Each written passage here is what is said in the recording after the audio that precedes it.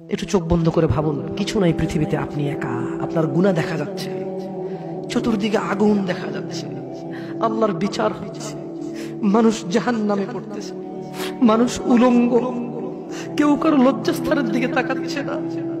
মা তার সন্তানের খবর নিচ্ছে না, সন্তান তার মায়ের খবর নিচ্ছে না, স্ত্রী তার স্বামীর খবর নিচ্ছে না, স্বামী তার স্ত্রীর খবর নিচ্ছে না।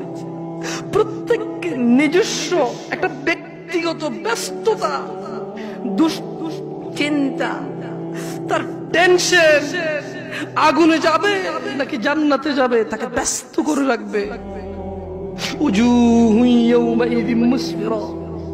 এই ব্যস্ততার দিনে কিছু চেহারা হবে উজ্জ্বল। ভাই, আপনি কি সেই মানুষটা হতে পারবেন যেদিন ভাই ভাইয়ের খবর নিবে না, স্ত্রী স্বামীর খবর নিবে না, মা বাবার খবর নিবে না?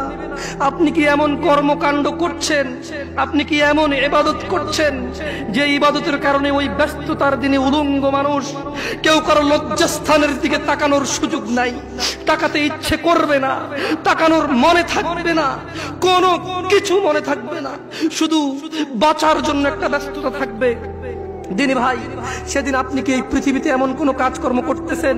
আল্লাহ বলছে কিছু চেহারা হবে অনেক উজ্জ্বল, দাহিকাতুম মুস্তাবশিরা, সাহস্য প্রফুল্ল, অনেক খুশি আনন্দিত কিছু চেহারা হবে।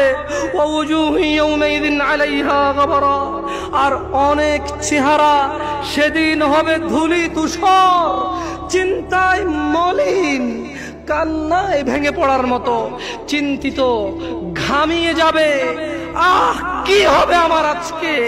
সেদিন মানুষের দুইটা অবস্থা হবে, কিছু হবে হাস্যোজ্জ্বল, যারা পৃথিবীতে আল্লাহকে মেনেছে, সালাত আদায় করেছে, রাসূল সাল্লাল্লাহু আলাইহি সাল্লামের শিক্ষা শিক্ষিত হয়েছে, যারা কোরআন তেলাওয়াত শিখতে গিয়েছে, বয়স 40 হোক শরম পায়নি, বয়স 60 হোক লজ্জা পায়নি, বয়স 20 হোক লজ্জা পায়নি। যে বাবা মারা ছেলেকে ডাক্তার বানাবে, ইঞ্জিনিয়ার বানাবে, পাইলট বানাবে, কিন্তু কোরআনের শিক্ষা দিতে বলেনি। যে ছেলে সন্তান নিজেকে অনেক বড় ক্রিকেটার বানাবে, ফুটবল বানাবে, বগি বানাবে, চগি বানাবে, কোরআনের শিক্ষা শিখতে বলেনি। মানুষের চেহারা হবে হাস্যোজ্জ্বল, যা আল্লাহর সাথে কাউকে অংশীদারিত্ব করেনি সেদিন, এমন হাস্যোজ্জ্বল চেহারা হবে।